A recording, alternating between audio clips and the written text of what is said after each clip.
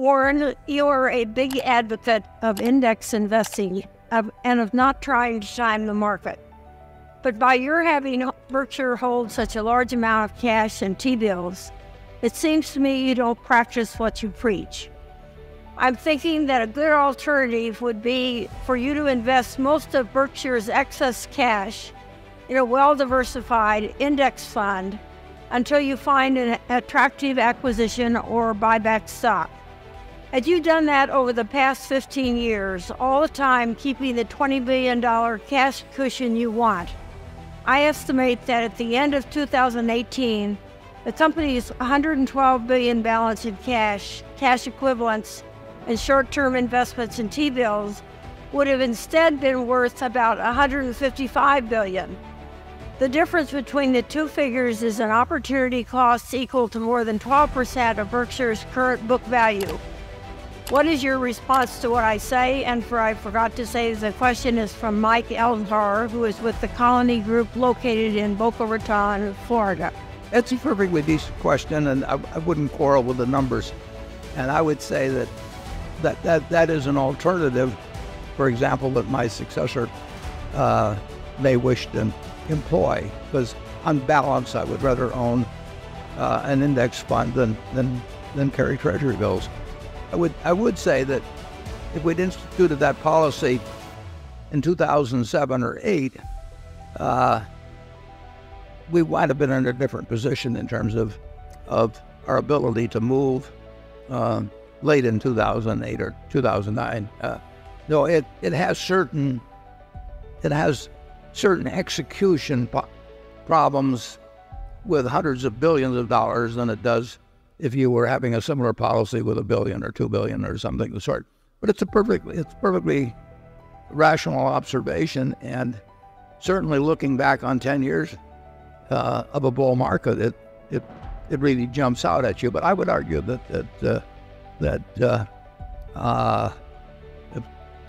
if you're working smaller numbers, it would make a lot of sense. And if we're working with large numbers, it might well make sense in the future at Berkshire to operate that way.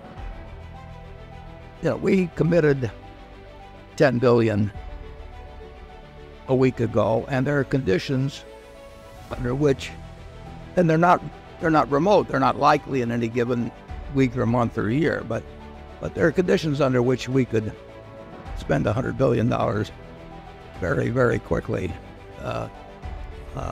And if we did, if those conditions existed, it would be capital very well deployed and much better than in an index fund. And so we're operating on the basis that we will get chances to deploy capital. They will come in clumps in all likelihood. And they will come when other people don't want to allocate capital. Charlie, what do you think about it? Well, I plead guilty to being a little more conservative with the cash than other people.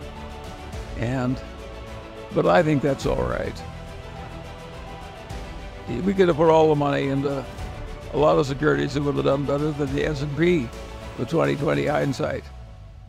Remember, we had all that extra cash all that period if something had come along in the way of opportunities and so on. I don't think it's a sin to be a little strong on cash when you're as big a company as we are. We don't have to. I watched Harvard use the last ounce of their cash, including all their prepaid tuition from the parents, and plunge it into the market at exactly the wrong moment and make a lot of forward commitments to private equity. And they suffered like 2 or 3 years of absolute agony. We don't want to be like Harvard. Plus timber and a whole bunch of, well, plus timber and I mean... Yeah, we're not going to change. Sit. We do like having a lot of money to be able to operate very fast and very big, and we don't, and maybe we won't. We know we won't get those opportunities frequently. I don't think, certainly, in the next 20 or 30 years, there'll be 2 or 3 times when it'll be raining gold, and all you have to do is go outside. But we don't know when they will happen, and we have a lot of money to commit. And I would say that if you told me I had to either carry short-term treasury bills or have index funds and just let that money be invested in American generally, I would take the index funds. But we still have hopes. And the one thing you should very definitely understand about Berkshire is that we run the business in a way that we think is consistent with serving shareholders who have virtually all of their net worth in Berkshire. I happen to be in that position myself, but I would do it that way under any circumstances. We have a lot of people who trust us, who really have disproportionate amounts of Berkshire compared to their net worth if you were to follow standard investment procedures. And we want to make money for everybody, but we want to make very, very sure that we don't lose permanently money from for anybody that buys our stock somewhere around intrinsic business value to begin with. We just have an aversion to having 1 million plus shareholders, maybe as many as 2 million, and having a lot of them ever really lose money if they're willing to stay with us for a while. And we know how people behave when the world generally is upset, and they want to be with something. I think they want to be with something that they feel is like the rocket rover, and we have a real disposition toward that. I want to know, is there any way that kids can develop the delayed gratification skill?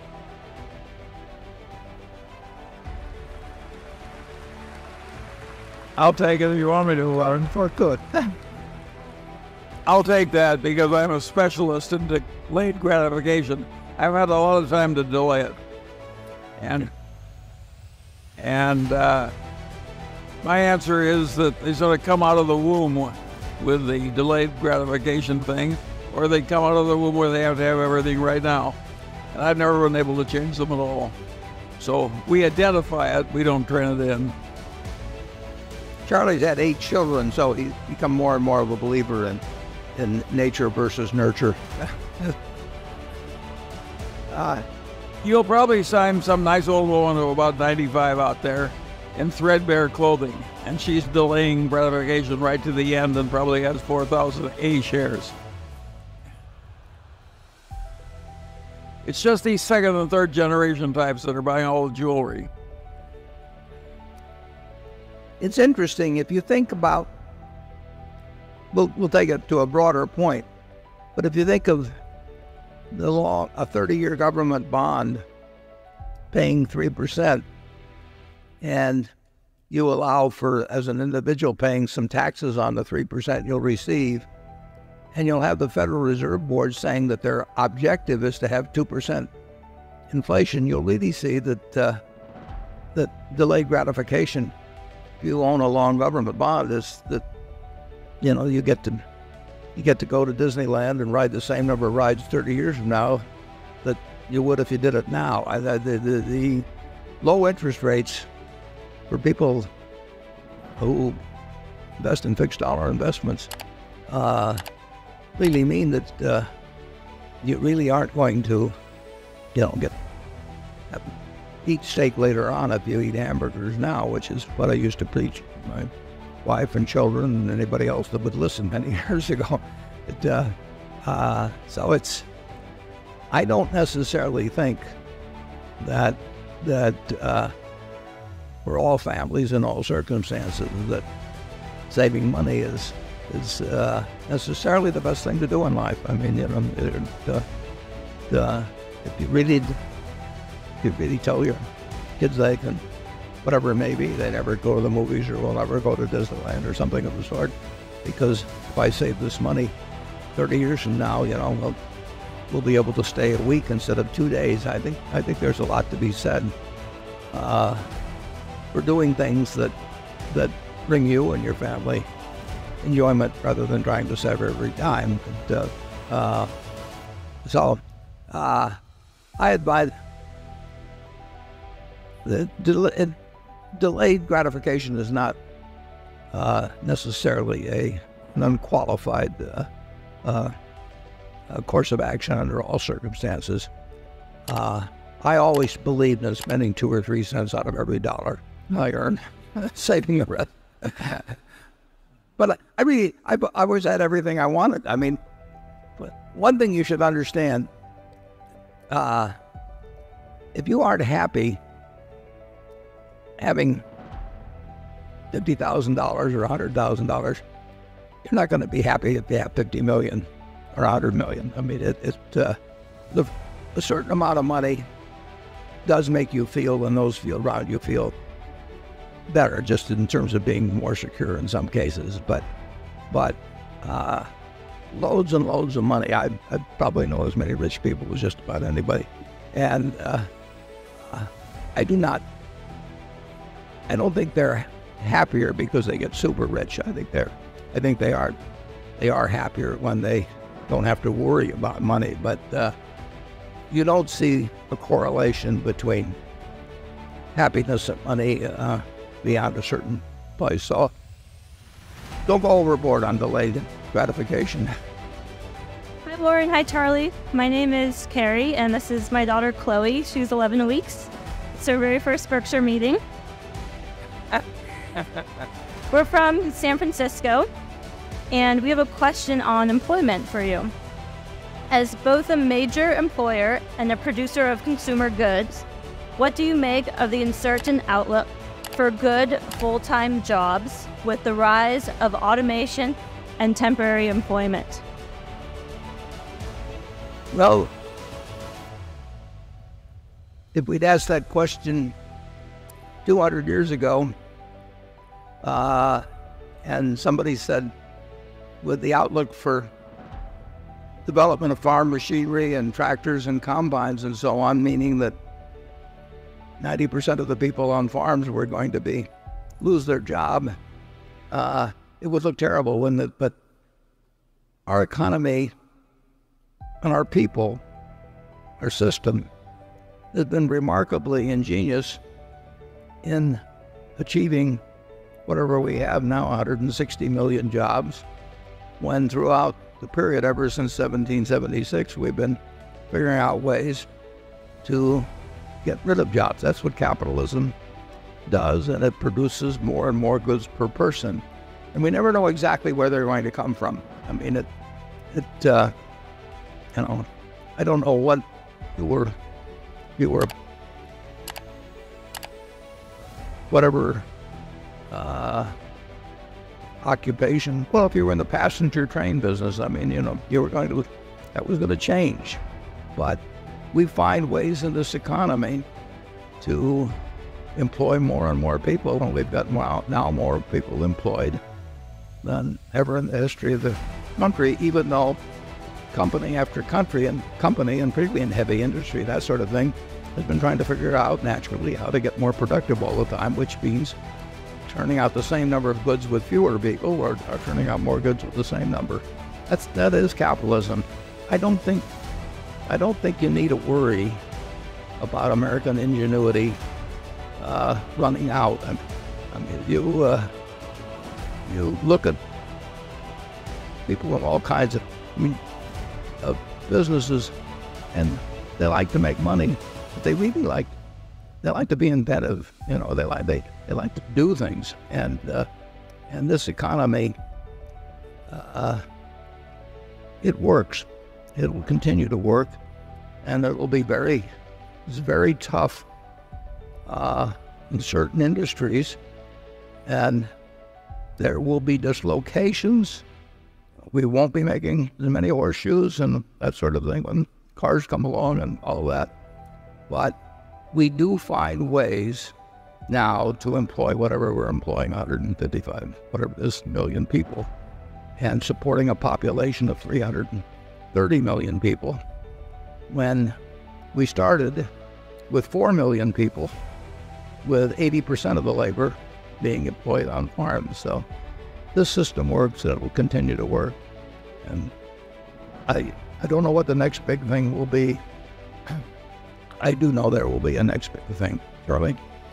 Well, we want to shift the scut work to the robots to the extent we can. That's what we've been doing, as Warren said, for 200 years. Nobody wants to go back to being a blacksmith or scooping along the street, picking up the horse manure or whatever the hell people used to do. We're glad to have that work eliminated.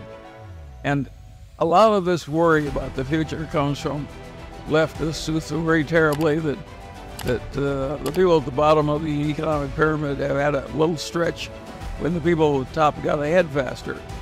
That happened by accident because we were in so much trouble that we had to flood the world with money and drive interest rates down to zero. And of course, that drove asset prices up and helped the rich. Nobody did that because they suddenly loved the rich. It was just an accident, and it will soon pass. We want to have all this productivity improvement, and we shouldn't worry a little about the fact that one class or another is a little ahead at one stretch. Charlie and I, we worked in a grocery store, and when people ordered a can of peas, we had ladders that we climbed up to reach the can of peas, and then we placed it in a folding box, and then we put it on a truck. And if you looked at the amount of food actually transferred between the producer and the person who consumed it, and the number of people involved in the transaction, it was, I don't know whether it was 1/3 or 1/4 or 1/5 as efficient as the best way now to get food delivered to you. And the food was worse. and my grandfather was distressed about the fact that this particular credit and delivery kind of store would be eliminated, and it was eliminated. But society pressed back. Pardon? It's coming back. It's coming back, but more efficiently. Yeah. Anyway, we've seen a little creative destruction, and frankly, we're glad that it freed us up to go into the investment business. It's worked out better for us.